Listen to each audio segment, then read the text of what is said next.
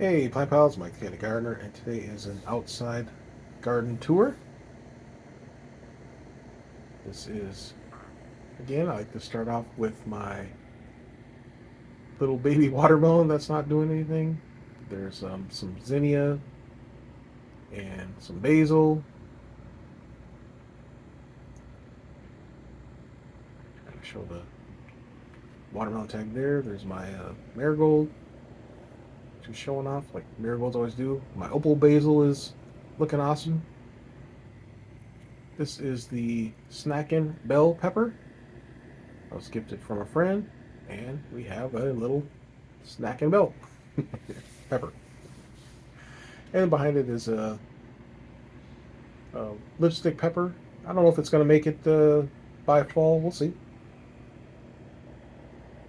And next to that is the bag of I overseeded some jalapeno peppers just because I thought I was going to spread them out throughout the garden, and I forgot about them, so they're all there with some onions.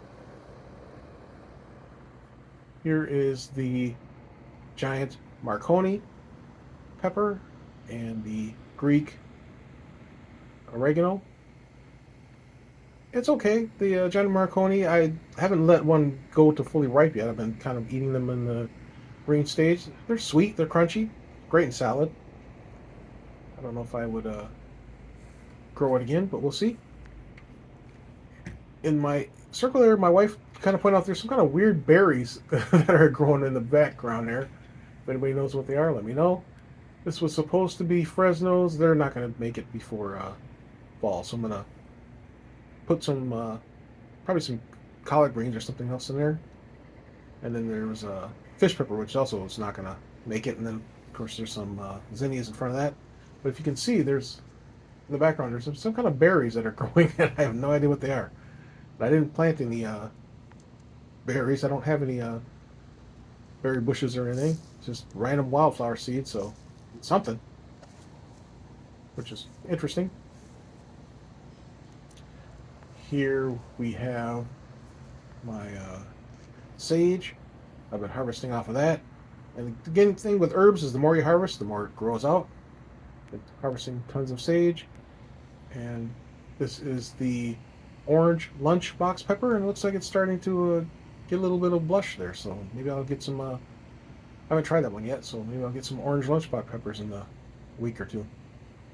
This bad boy here, you can see I put a stake in there because it's really taken off. Is my this was the mystery plant. This is the Scotch bonnet. And you can see I've already got little Scotch bonnets, which is great because last summer they barely started ripening before the cold hit.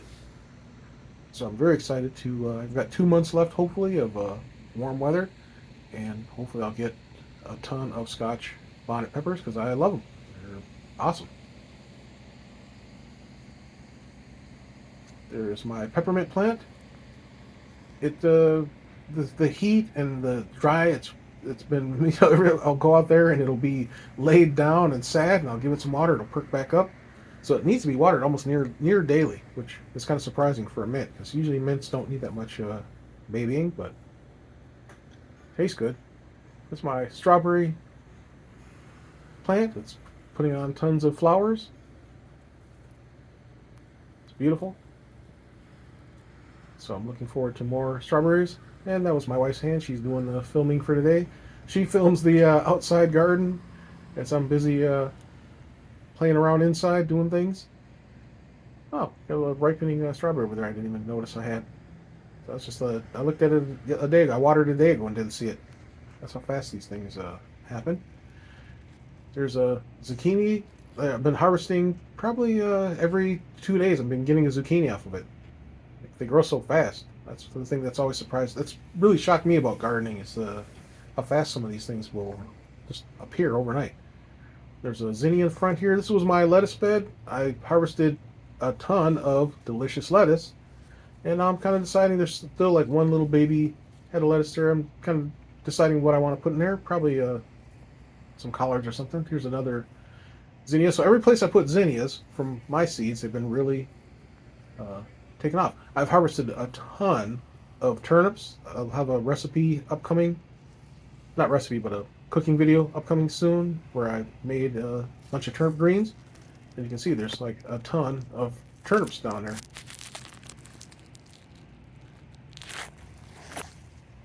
And the bees love it. As you can see, was mad that my wife disturbed it. There is some more zinnias. Beautiful. Yeah, I'm very pleased. I never thought myself to be like a flower guy, but I'm really starting to dig the flowers that are showing up in my garden. There's my rosemary. I've been using that in a lot of cooking. And of course, with the purple, there's the Thai basil. This is the no heat jalapeno. I've gotten about 5 or 6 of them so far. They're okay. And it's pretty cool. I'll let some go ripe, and I'll save the seeds maybe to give other people. I just like hot jalapenos. They're not that hot to me, so I kind of prefer the regular ones. This is the gypsy pepper. Again, it's kind of like the Marconi, where it's kind of sweet, crunchy. It's all right. Again, I'm more of a hot pepper person. That's the sweet basil. Really enjoying that. And there's the little pimento pepper that's it's sad. It doesn't like being where, and it's kind of funny because you have these like microclimates in your garden, and some things will flourish and go nuts, and then other things just kind of do nothing. So you just got to move them around, try different spots, I guess. This is my fish pepper. I'm really excited that it's really starting to take off. There's little fish peppers all over it. And there's a regular jalapeno that was taken from inside that I forgot about. That's the next one. That thing's showing off. So yeah, so I've got regular jalapenos and fish peppers in that one container. Again, I'm letting the cinnamon basil go to seed so I can save all the seeds. Let that dry out, and then once that does, I'll put something else for the fall, like probably some collards I was gifted from a friend. That'll be a fun fall crop to grow. Some marigold in the very bottom of the screen there that's doing well. There's another fish pepper, and these were all cuttings I took from inside. You can see the little baby fish pepper there. Wife is showing that off. Fish peppers are pretty cool. Kind of small. I like bigger hot peppers, but we'll see. And here's another regular jalapeno cutting that I forgot about. that's the kind of fun thing about the garden. Things will appear when they want. So we're back where we started. So then now we're going to head over to my grow bags that have the butter cup squash. That was again a cutting taken from inside that I grew from the seeds that I was saving from a store-bought buttercup squash, and it's going awesome. So we got one awesome one good one, and the rest of them seem to be conking on. That's kind of what happened inside. I had one beautiful one right away, and then the rest of them kind of So we'll see. Hopefully this one will keep producing, because that one's turning yellow, and usually when they turn yellow, they're done for. So I got one viable one and one not so great one. This is my zucchini. Nothing showing because I harvested all the zucchini off of it and cooked them and ate them. Delicious. Hopefully we'll get some more. So yeah, I've been really enjoying that the 2 zucchini plants I got. So I'm definitely going to do that again.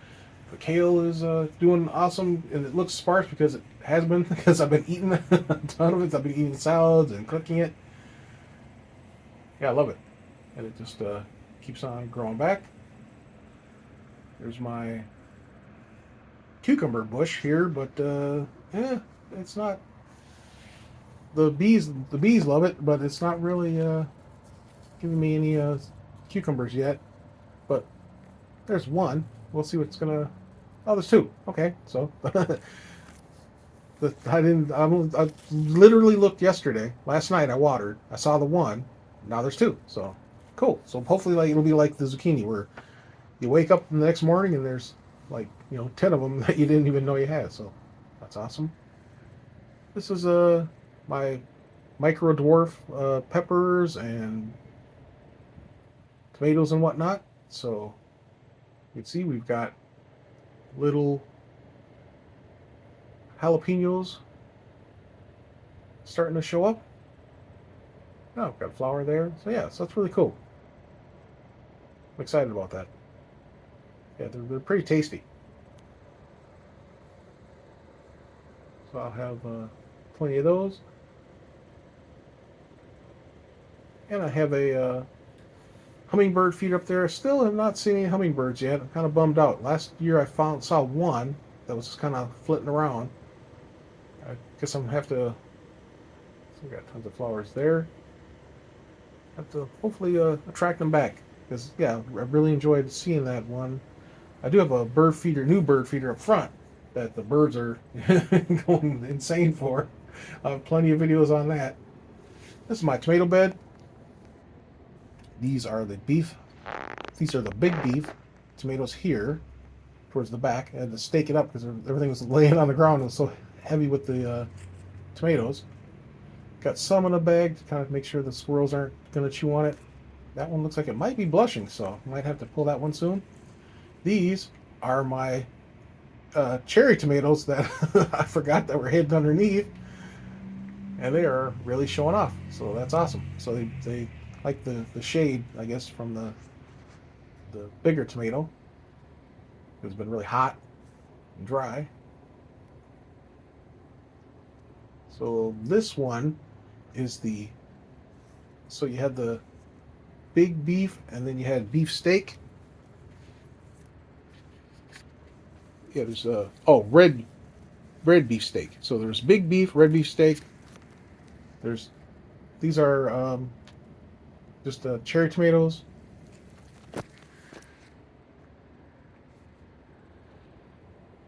So there's like tons of flowering, which is awesome. And there's herbs underneath there. So got some more of the red beef tomatoes. There's some parsley down there, and I find that the parsley will really take off in the fall. Once the tomatoes start dying off, the parsley just kind of explodes and takes over, which is awesome. This is the lemon basil, and there is my Paul Robinson, which is starting to get some flowers. I've never grown Paul Robinson tomatoes. I'm excited for that. Put a cage around it, give it some support. There's a marigold. This is my carrot bed. I've been harvesting a few carrots off of it. They're still tiny. I don't know. I may be overcrowded. I put little rows and try to be all neat about it, but chaotic. See, none of them are really standing up above the soil, so I don't think they're ready yet. They too are really sensitive to the heat. They need water like near daily. That's my Sugar Rush peach pepper. I don't think that's gonna make it to produce before the winter comes, but how sad. So there's my Keter bed that's got strawberries and marigolds. And 2 monster marigolds that's covering up a strawberry plant. Here's my chocolate sprinkle tomatoes. Seems like kind of a delicate little plant as far as like not really it's starting to flower, so that's cool. We'll see. There's only 3 of them in there, so they should be okay. It's a 30-gallon grow bag. I think my wife was just looking at for her own. See what she thought it was. Here is this is that sweet sunset pepper that I just grabbed the seed from the store. I don't care if that thing it grows or it makes it before fall or not. Here's my turnips. Again, I've been harvesting tons of turnips. And that cooking video will be coming up soon. Here is the orange spice jalapeno. Now this one I should hopefully be able to get some peppers to show out before the fall. There's my onion flower there, and my okra here is starting to get a little bit taller, and happier, and hopefully we'll get some okra on that. There's a little baby tomato cuttings. So I kind of like when I do cuttings inside, I'll just throw them some water, and when they root, I'll put them outside.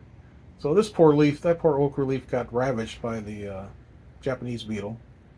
And I went out there and looked, and I didn't see them out there, so hopefully they're gone. So this is the Roma cherry tomato. Romas did really well for me last summer, so hopefully I'll have the same result this year. I had like bags and bags of Romas. So as you can see, we got the tassels on the corn. That corn is about 8 feet tall. It's just really cool. Not only do we have the tassels, we've got silks, which means we should hopefully get corn. Yay! Very excited. I want corn. So this year, this kind of been my fun experimental growing year here, where I'm trying to do things. This is my three sisters' bed with all the different. There's corn and squashes and okra and peas and all kinds of things in there.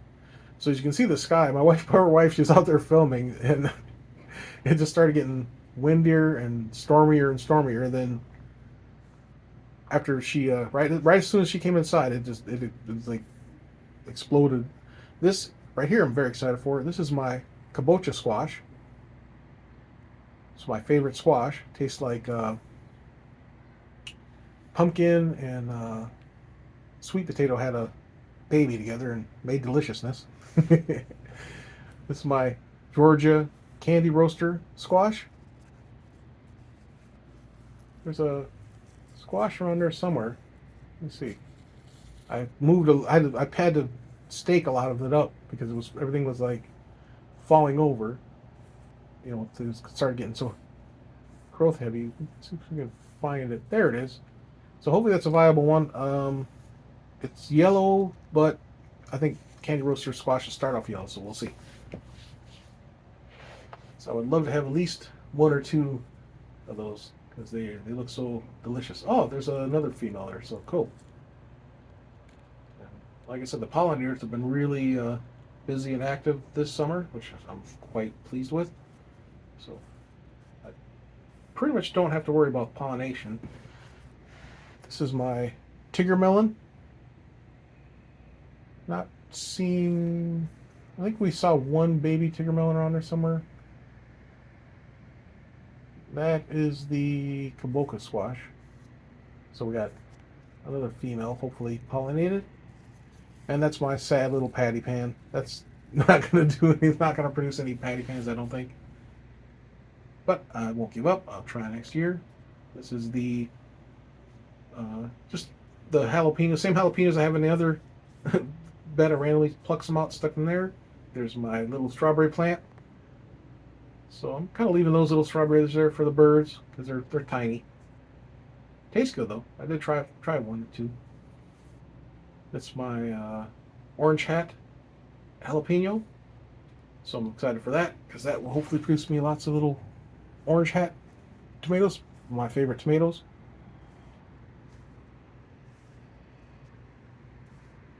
And as you can see, like I got all the wooden stakes in the ground and stuff, and having to really stake things up, which is a good problem to have.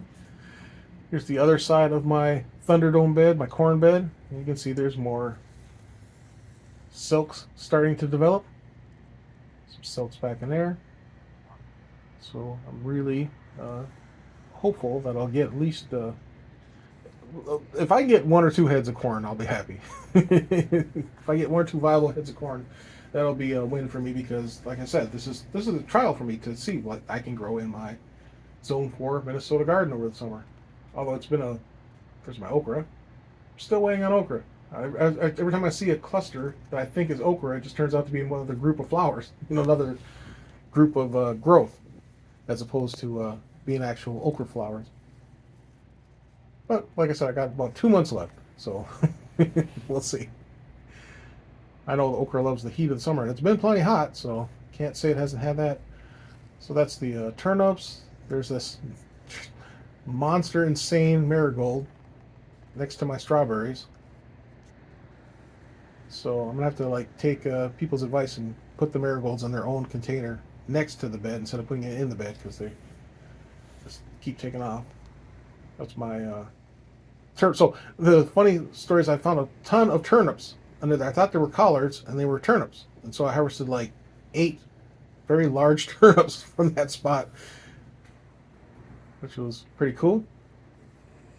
All right, so that's the look at the backyard, and I'm going to go to the little front flower circle and show what's going on there in a minute. This is just a overview of my tiny backyard garden. Okay, front circle here, we've got all sorts of brand wildflowers. We've got coneflower, zinnias, candytuft, rose mallow, thistle, drumstick alliums.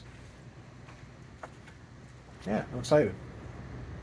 All right, and I put a bird feeder here, which I'm very excited for. All right, any comments, questions in the comment section? Thanks for watching. Like, subscribe. Have an awesome day.